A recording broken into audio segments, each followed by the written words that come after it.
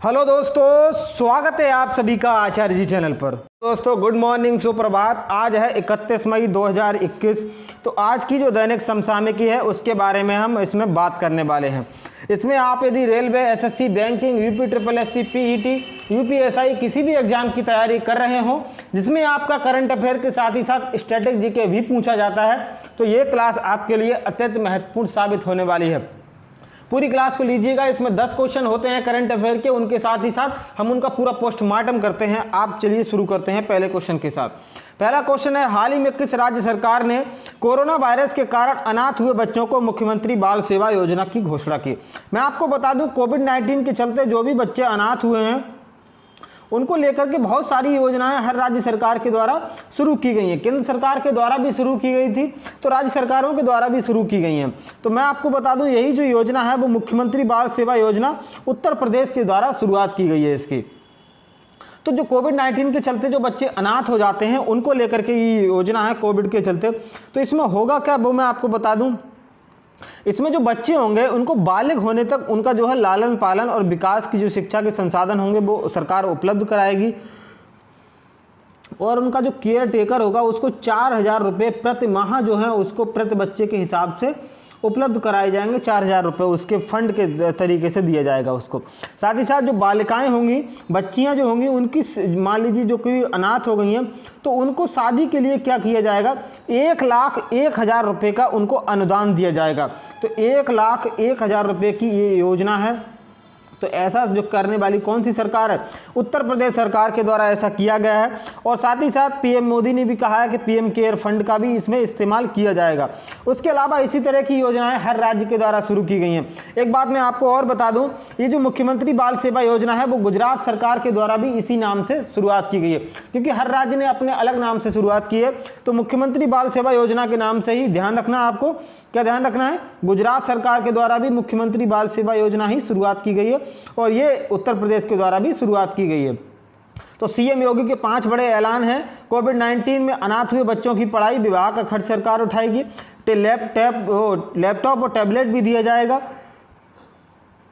परवरिश के लिए 4,000 रुपये दिए जाने हैं, और 10 साल से कम है उनके गार्जियन नहीं है, राज्य के बाल संरक्षण गृह में रखा जाएगा। और साथ ही साथ जो बालिकाएं हैं उनकी शादी के लिए 1,10,000 रुपये दिए जाने हैं, 1,01,000।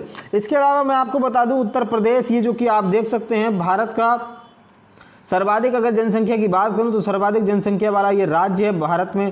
पूरा का पूरा लगभग 20 करोड़ की हमारी जनसंख्या है। इसमें राजधानी यहाँ की क्या है, लखनऊ जो है वो यहाँ की राजधानी है। और यहाँ के सीएम कौन है, योगी आदित्यनाथ जो है वो यहाँ के सीएम है। साथ ही साथ मैं आपको बता दूं यहाँ की गवर्नर कौन है, तो वो आपकी गवर्नर है आनंदीबेन पटेल। आनंदीबेन पटेल के पास ही आपका जो मध्य प्रदेश है, मध्य प्रदेश का अतिरिक्त प्रभार किसके पास है, राज्यपाल का। तो मध्य प्रदेश का जो अतिरिक्त प्रभार है वो आनंदीबेन पटेल के ही पास है। इसके अलावा यहाँ पर जो लखीमपुर खीरी है, लखीमपुर खीरी में एक नेशनल पार्क है इसका यहाँ पर। तो दुधवा नेशनल पार्क जो है वो यहाँ पर इसी में है, लखीमपुर खीरी में एकमात्र नेशनल पार्क है।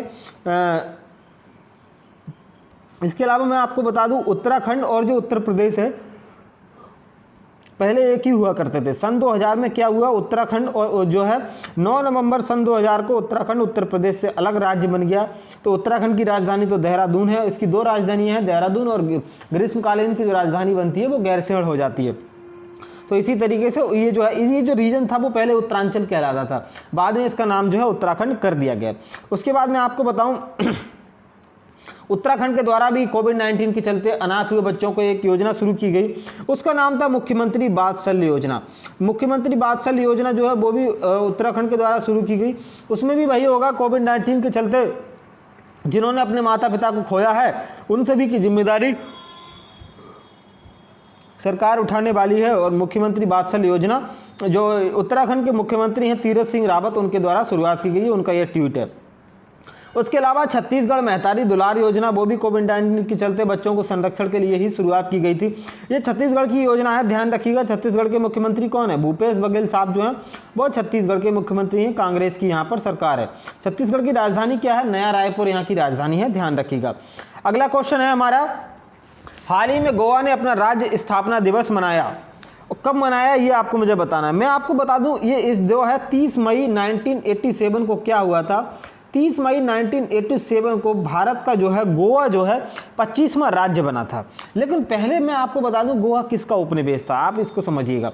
गोवा जो है हमारा, गोवा में सबसे पहले कौन आए थे? पुर्तगाली आए थे। तो पुर्तगालियों ने यहाँ पर जो है राज किया था। पुर्तगाली हमको क्या करके गए थे? तंबाकू की खेती कौन सिखा के गया था?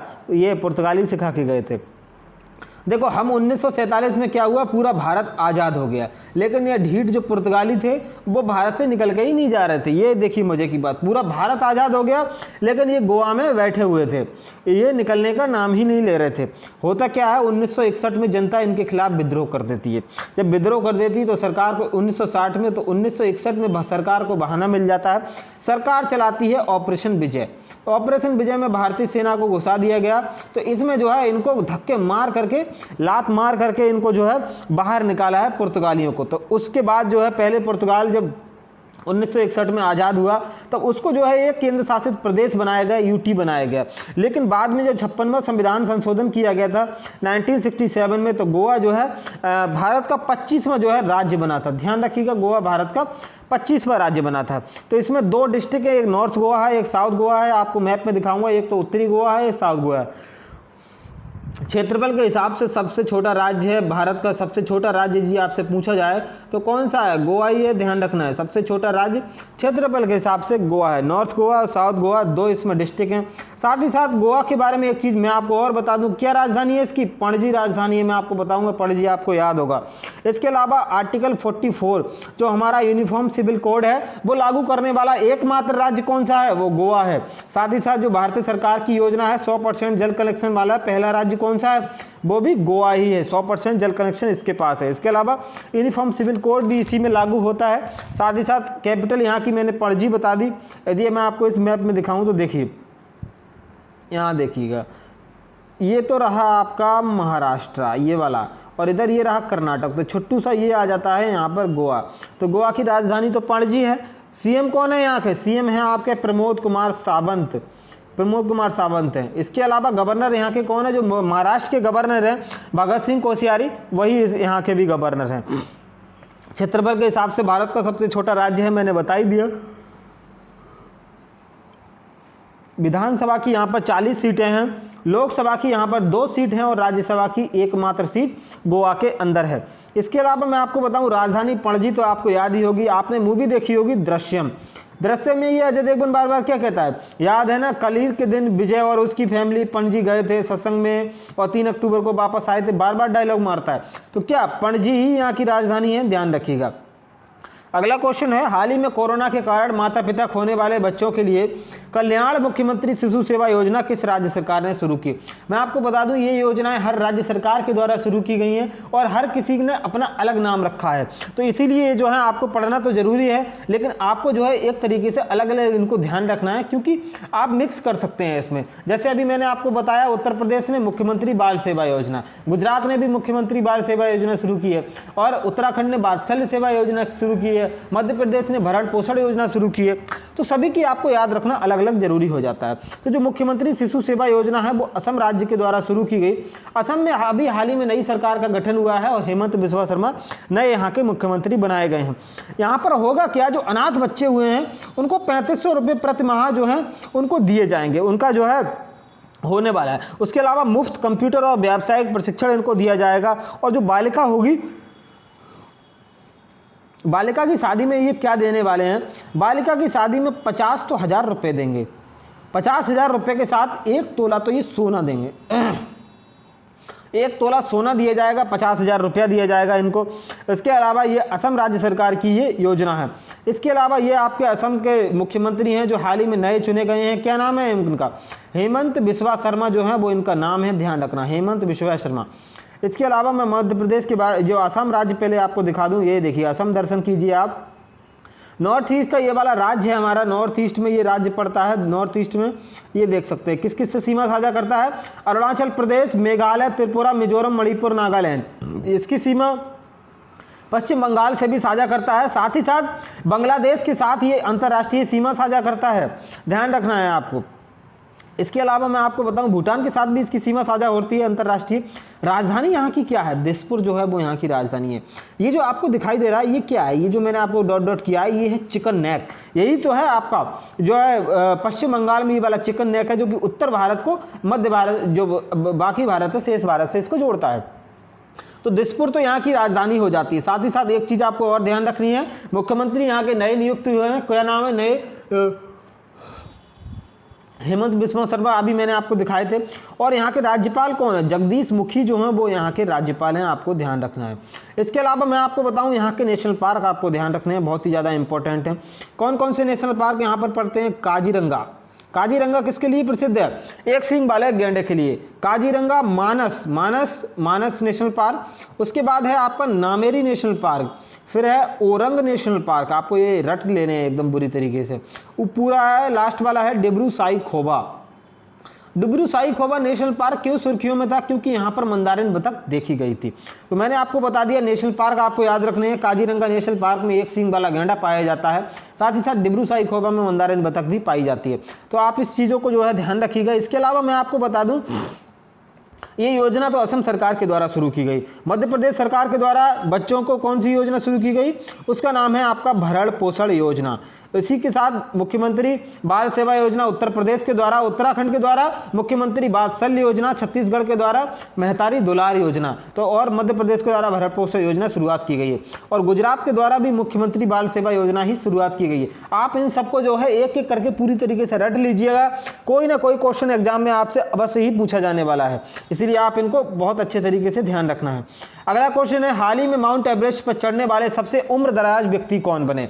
देखो माउंट एवरेस्ट पर चढ़ने वाले सबसे उम्रदराज जो व्यक्ति हैं, 75 वर्ष की उम्र में इन्होंने माउंट एवरेस्ट की चढ़ाई की है। और ये कहाँ के हैं, अमेरिका यूएसए के ये पर्वतारोही हैं।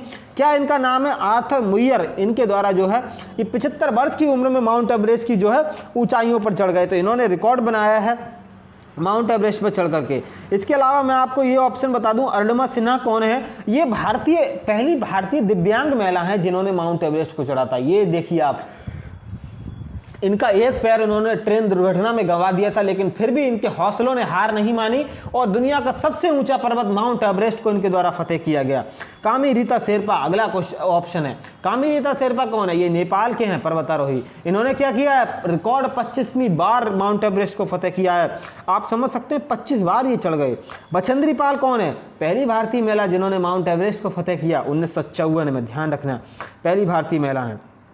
ये हैं आपके 75 वर्ष के आर्थर मुयर, इन्होंने जो है इस पर चढ़ाई की है माउंट एवरेस्ट पर, जो कि आप देख सकते हैं। इसके अलावा मैं आपको बताऊं माउंट एवरेस्ट के बारे में कुछ ज़रूरी बातें आपके लिए। इसकी ऊंचाई कितनी है वो यदि आप जानना चाहें तो 8,848 मीटर, पॉइंट में भी आ जाता है 8-6 मीटर, इतनी जो है इसकी ऊंचाई है, ध्यान रखना माउंट एवरेस्ट। ये इसको नेपाल में किस नाम से जाना जाता है, तो नेपाल में सागर माता के नाम से जाना जाता है। इसके अलावा एक तो रिकॉर्ड मैंने आपको बताया, आर्थर मुयर ने 75 वर्ष की उम्र में ये चढ़े हैं। इसके अलावा एक हांगकांग की महिला हैं, उनका नाम क्या है, सांग इंग हंग। ऐसा तो इनका नाम होता है कि आदमी पागल हो जाए, सांग इंग हंग। तो ये हैं हांगकांग की। तो इन्होंने क्या किया है, ये रिकॉर्ड 26 घंटे में इन्होंने इस पर चढ़ाई कर दी है। तो ये माउंट एवरेस्ट पर एक नया रिकॉर्ड बनाया गया। इसके अलावा मैं आपको बताऊं माउंट एवरेस्ट पर चढ़ने वाले पहले व्यक्ति कौन थे, तो ये 2 लोग चढ़े थे 1953 में, एडमंड हिलेरी और तेंजिंग नोर्गे। इनके द्वारा जो है सबसे पहले दुनिया की सबसे ऊंची चोटी माउंट एवरेस्ट को फतेह किया गया था। उसके अलावा वर्ष 1954 में भारत की शेरनी बछेंद्री पाल चढ़ी थी। तो बछेंद्री पाल पहली भारतीय महिला हैं जिन्होंने जो है माउंट एवरेस्ट को फतेह किया, और जो है 1954 में ये चढ़ी थी, पहली भारतीय महिला हैं, इनको आपको ध्यान रखना है। इसके अलावा एक चीज मैं आपको और बता दूं, वर्ष 2021 में पहली माउंट एवरेस्ट पर चढ़ने वाली पहली भारतीय महिला कौन है, वो आपको याद रखना होगा। कौन है, तासी यांग जोम जो है वो पहली भारतीय महिला हैं, आप इनको ध्यान रखिएगा, तासी यांग जोम। उसके अलावा मैंने आपको बता ही दिया 25वीं बार कौन चढ़ा था माउंट एवरेस्ट पर, कामी रीता शेरपा।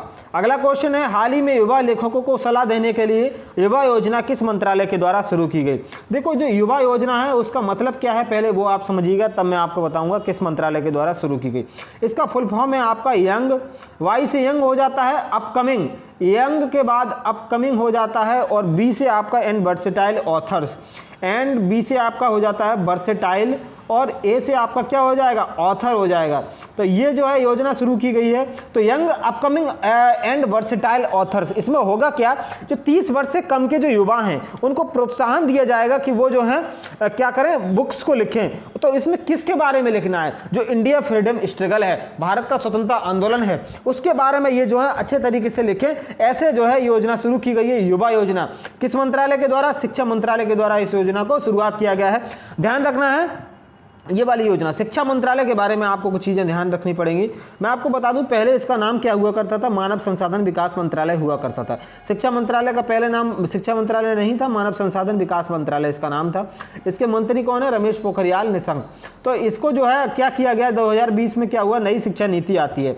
तो नई शिक्षा नीति के बाद जो मानव शिक्षा संसाधन विकास मंत्रालय था, इसका नाम बदल करके शिक्षा मंत्रालय कर दिया गया था। आपको ये चीज़ ध्यान रखनी है। इसके अलावा वित्त मंत्रालय किसके पास है, निर्मला सीतारमण के पास है। रक्षा मंत्रालय हमारे राजनाथ सिंह साहब हैं, और गृह मंत्री आप जानते होंगे मोटा भाई हैं अपने, कौन, अमित सिंह साहब हैं। तो ये युवा योजना मैंने आपको बताई, इसमें क्या होने वाला है, जो युवा होंगे उनको प्रोत्साहन दिया जाएगा कि इंडिया फ्रीडम स्ट्रगल के बारे में कुछ ना कुछ अच्छा लिखें। तो ये हैं आपके रमेश पोखरियाल निशंक, जो कि भारत के केंद्रीय शिक्षा मंत्री हैं, ध्यान रखिएगा। अगला क्वेश्चन है, हाल ही में भारत के राष्ट्रीय सुरक्षा सलाहकार ने के द्वारा भारतीय तटरक्षक जहाज को कमीशन किया गया, वह है, देखिए जो भारत के राष्ट्रीय सुरक्षा सलाहकार हैं उनका नाम क्या है, आप जानते ही होंगे, भारत के जेम्स बॉन्ड। क्या नाम है इनका, अजीत डोभाल। कौन इनको नहीं जानता, दुनिया जानती है। अजीत डोभाल पाकिस्तान से इनसे थरथराता है। तो इसको कहाँ निर्मित किया गया है, ये सजग जो है भारतीय तटरक्षक जहाज है, इसको गोवा शिपयार्ड लिमिटेड के द्वारा इसको निर्मित किया गया। तो गोवा शिपयार्ड लिमिटेड आपको ध्यान रखना है, गोवा शिपयार्ड लिमिटेड के द्वारा बनाया गया इसको। तो इसको जो है कमीशन किया गया है। तो राष्ट्रीय सुरक्षा सलाहकार जो है अजीत डोभाल, इनके द्वारा इसको कमीशन कराया गया। इसके अलावा INS जो खंडेरी, कलवरी, करंज, ये क्या हैं, ये हैं हमारी पनडुब्बियाँ, भारत की पनडुब्बियाँ हैं। आप ध्यान रखिएगा, जो प्रोजेक्ट 75 चलाया गया था उसके द्वारा भारत में स्वदेशी निर्मित जो है पनडुब्बियाँ निर्मित की जा रही हैं। तो उसी की कड़ी में जो आपकी खंडेरी, कलवरी और खरंज हैं, ध्यान रखना। उसके अलावा Ajit Doval the James bond of the India के नाम से हम जानते हैं। पाकिस्तान इनसे कैसे थरथराता है, इनसे दुनिया जानती है। इन्होंने जो है ऐसे ऐसे इतने बड़े जासूस हैं, इन्होंने पाकिस्तान में जाकर के इतनी जासूसी की है कि पाकिस्तान तो इनके नाम से जो है अजब तरीके से हो जाता है। इसके अलावा भारतीय तटरक्षक का जहाज है सजग जो है, इसको कमीशन किया गया, इसको भारतीय तटरक्षक जो जहाज में उसमें सजग कर दिया गया। उसके अलावा भारतीय तटरक्षक जो है, इंडियन कोस्ट गार्ड जो है, इसके बारे में भी कुछ बातें आपको जाननी चाहिए। तो इंडियन कोस्ट गार्ड जो है, इसकी स्थापना कब होती है, तो 1 फरवरी 1977 को इसकी जो है स्थापना होती है। 1 फरवरी को ही आपका कौन सा दिन मनाया जाता है, इंडियन कोस्ट गार्ड डे जो है 1 फरवरी को ही मनाया जाता है। आपको ये चीज़ ध्यान रखनी है। ये किसके मंत्रालय के अंदर आता है, ये रक्षा मंत्रालय के अधीन आता है। रक्षा मंत्रालय किसके पास है, राजनाथ सिंह के पास है। ये करता क्या है, जो भारतीय तट हैं उनकी रक्षा करते हैं। उसके अलावा इसके डायरेक्टर जनरल कौन है, वो आपको ध्यान रखने पड़ेंगे। क्या नाम है उनका, कृष्ण मूर्ति नटराजन जो है, वो भारतीय तटरक्षक जहाज के ये जो है, जो सीमा बल हमारा है भारतीय तटरक्षक, इसके जो है ये आपके डायरेक्टर जनरल हैं। आप इनको ध्यान रखिएगा। इसके अलावा जो भारतीय तट है, जो तट आपको दिखाई दे रहा है, ये वाला जो तट है, इसकी जो है ये सीमा जो है इनके द्वारा, ये वाला जो तट आपको ये पूरा दिखाई दे रहा है, ये भारत का ये वाला तट, इसकी जो है ये निगरानी रखते हैं। तो ये आपका तट आपको याद रखने हैं। ऊपर कौन सा तट है, कोंकण तट है, कोंकण हमारा कोस्ट लाइन ऑफ सबमर्जेंस। उसके बाद मालाबार तट, ये केरल वाला तट हो जाता है। उसके बाद कोरोमंडल जो है ये हमारा तमिलनाडु वाला हो जाता है। उसके बाद आंध्र कोस्ट, फिर उत्कल हमारा उड़ीसा वाला तट हो जाता है। तो ये तटों की रक्षा करता है, तटों की रक्षा भी होनी बहुत जरूरी है, इसीलिए जो है इसको किया जाता है। देखो भारत की जो इकोनॉमिक जोन होता है 200 नॉटिकल माइल तक ये जो है हमारा होता है, तो उस तक की जो है सीमा की जो है सुरक्षा की जाती है इस बल के द्वारा। अगला क्वेश्चन है, हाल ही में राष्ट्रीय जांच agency NIA national investigation agency के महानिदेशक का अतिरिक्त प्रभार किसे दिया गया। तो NIA जो है हमारी जो भी आतंकी हमले वगैरह होते हैं उनकी जो है जांच करती है नेशनल इन्वेस्टिगेशन एजेंसी। जो पुलवामा का हमला हुआ था उसकी भी जांच इसी के द्वारा की गई थी। अभी तक उसमें पता नहीं चला है कि RDX लगाया किसने था, इस चीज़ की जांच अभी तक कुछ नहीं पता चल पाया है। इसमें हुआ क्या है, जो CRPF है, CRPF के जो डायरेक्टर जनरल है कुलदीप सिंह, उन्हीं को जो है NIA का अतिरिक्त प्रभार अभी दिया गया है। तो ये किसके स्थान पर आए हैं वो यदि मैं आपको बताऊं तो YC मोदी थे। तो YC मोदी के स्थान पर ये बने हैं, तो कुलदीप सिंह को जो है अतिरिक्त प्रभार दिया गया है NIA के महानिदेशक का। आपको इस चीज़ ध्यान रखना है।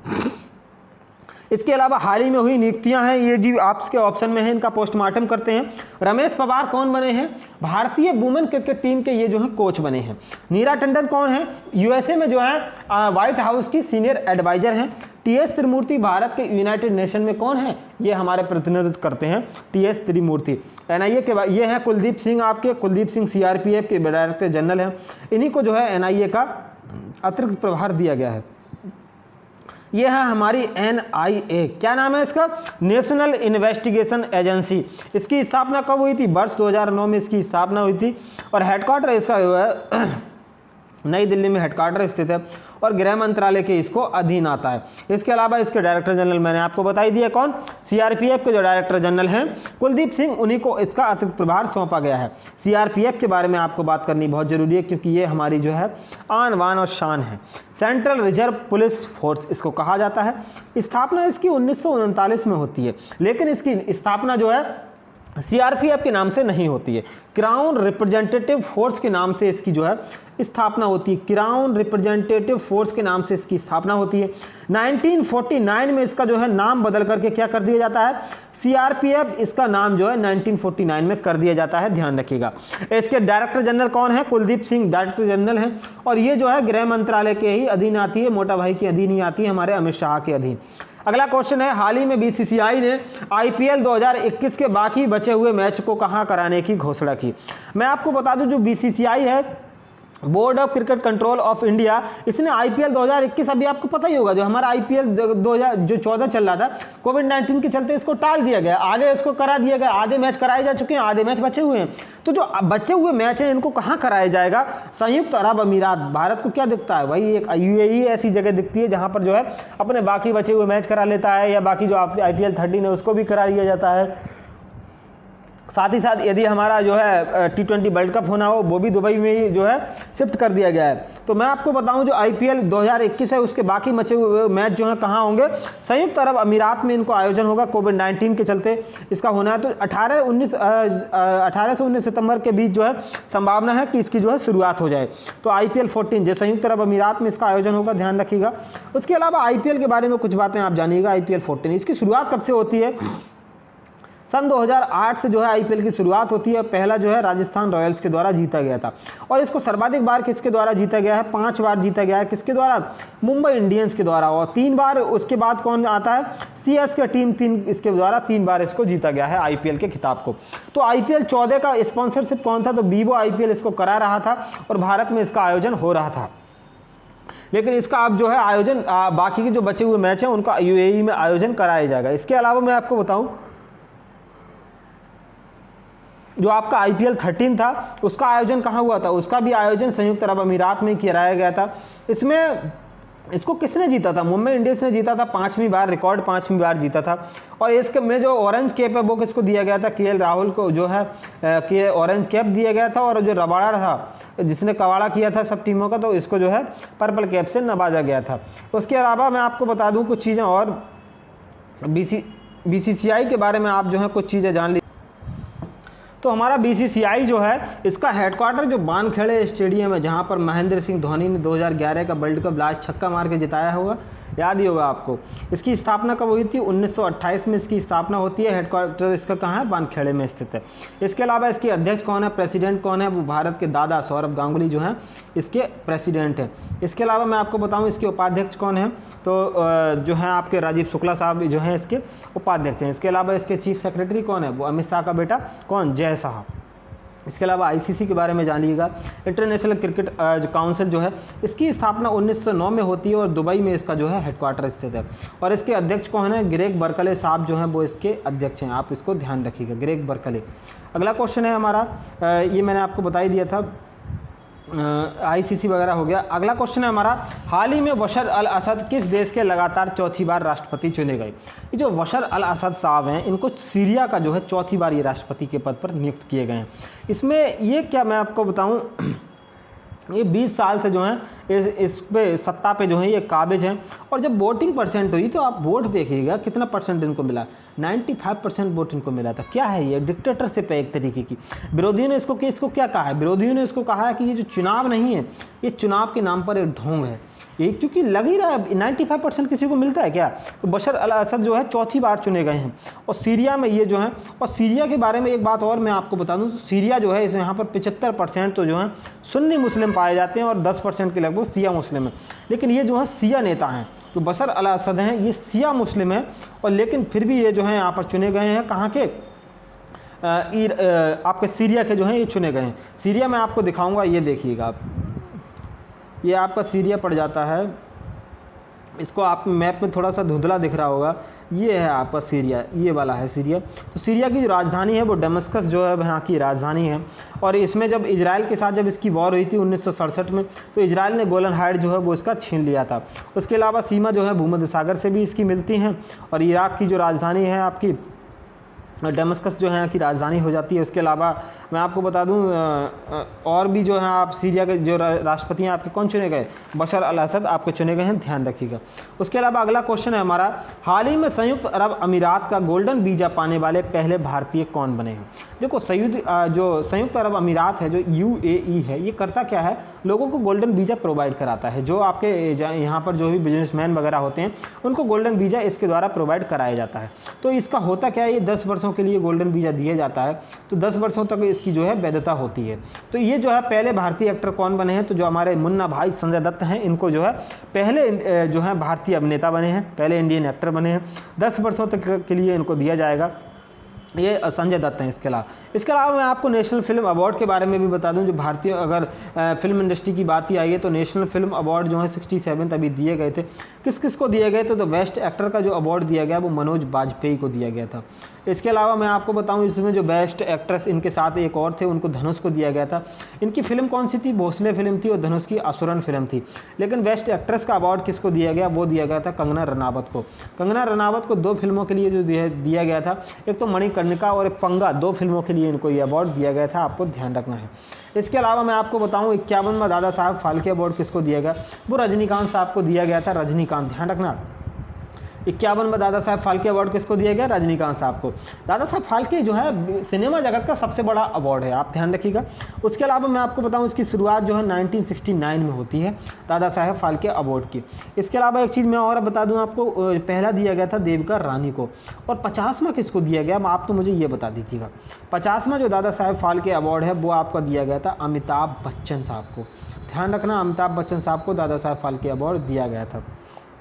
उसके अलावा मैं आपको बता दूं जो UAE है आपका, तो UAE के बारे में ये जो है आपके संजय दत्त साहब हैं, इनको मिला है।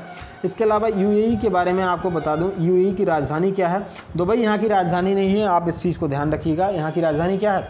अबू धाबी यहाँ की राजधानी है। UAE के द्वारा एक मंगल मिशन भेजा गया था जिसका नाम था होप मिशन। ये पहला अरब देश है जिसके द्वारा मंगल मिशन भेजा गया, जो कि मंगल की कक्षा में सफलतापूर्वक पहुंचा। उसके अलावा UAE संयुक्त अरब अमीरात में, जैसे मैंने आपको बताया, IPL 13 का आयोजन कराया गया था, और IPL 14 भी यहीं पर कराया जाएगा। ये होप मिशन इसके द्वारा भेजा गया था, ध्यान रखिएगा, और IPL 14 भी यहीं पर कराया जाएगा। अब UAE जो है संयुक्त अरब अमीरात, इसका सबसे बड़ा पुरस्कार कौन सा होता है? वो यदि मैं आपको बताऊँ, जो शेख जायद पुरस्कार होता है वो यहाँ का सबसे बड़ा पुरस्कार होता है, ध्यान रखिएगा।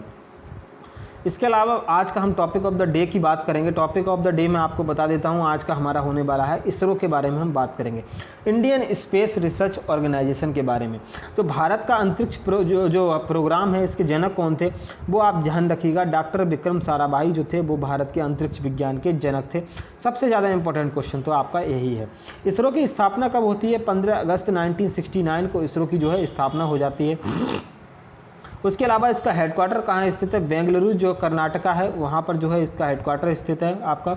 इसके अलावा भारत का पहला उपग्रह कौन था? तो मैं आपको बता दूं 1975 में आर्यभट्ट जो है भारत का पहला उपग्रह था। और आर्यभट्ट को किसके द्वारा सहायता से छोड़ा गया था? रूस की सहायता से छोड़ा गया था। उसके बाद हमने अपनी रोहिणी श्रृंखला जो है विकसित की। तो रोहिणी श्रृंखला जो है भारत का स्वदेशी रॉकेट था जो भारत के द्वारा छोड़ा गया था। उसके अलावा भारत के पास अभी कौन कौन से रॉकेट हैं? SLV है, PSLV है, और साथ ही साथ GSLV जो कि भारत का बाहुबली रॉकेट है। इसके अलावा मैं आपको बताऊं, हाल ही में जो है मेन मिशन यदि मैं आपको बता दूं भारत के जो इसरो के हैं, तो चंद्रयान 1 कब भेजा गया था वो आप मुझे बता दीजिएगा। चंद्रयान 1 जो भेजा गया था वर्ष 2008 में आपका भेजा गया था, और इसको जो है किस यान से भेजा गया था, PSLV C11 से इसको भेजा गया था। देखो ज़्यादातर इसरो के जो प्रक्षेपण हैं वो कहाँ से होते हैं, वो आपके आंध्र प्रदेश श्रीहरिकोटा से ही होते हैं। उसके अलावा मैं आपको यदि चंद्रयान 2 के बारे में बता दूं आपको, तो चंद्रयान 2 जो है वर्ष 2019 में भेजा गया था, और किसके द्वारा, GSLV Mag-3 के द्वारा भेजा गया था। उसके अलावा मैं आपको मंगलयान के बारे में बताऊं, भारत का बहुत ही ज़्यादा मिशन था, इम्पोर्टेंट मिशन है। वर्ष 2013 में इसको भेजा गया था, और मंगल की कक्षा में सफलतापूर्वक पहुंचने वाला पहले ही प्रयास में भारत पहला देश बना। और इसको किसके द्वारा भेजा गया था, PSLV C-25 के द्वारा, और आंध्र प्रदेश श्रीहरिकोटा से ही इसका प्रक्षेपण किया गया था। मंगलयान के बारे में मैंने आपको बता दिया, 2013 में भेजा गया था, 2014 में ये पहुंचा था। इसके अलावा भारत का एक और मिशन भेजने वाला है, कौन सा, गगनयान भेजा जाएगा भारत का। इसमें क्या होगा, अंतरिक्ष यात्रियों को भारत में अंतरिक्ष में भेजा जाएगा, वो कि भारतीय होने वाले हैं। रूस की सहायता इसमें ली जा रही है। उसके अलावा हाल ही में भारत का जो है इसरो का मिशन जो था उसका नाम था PSLV C-51।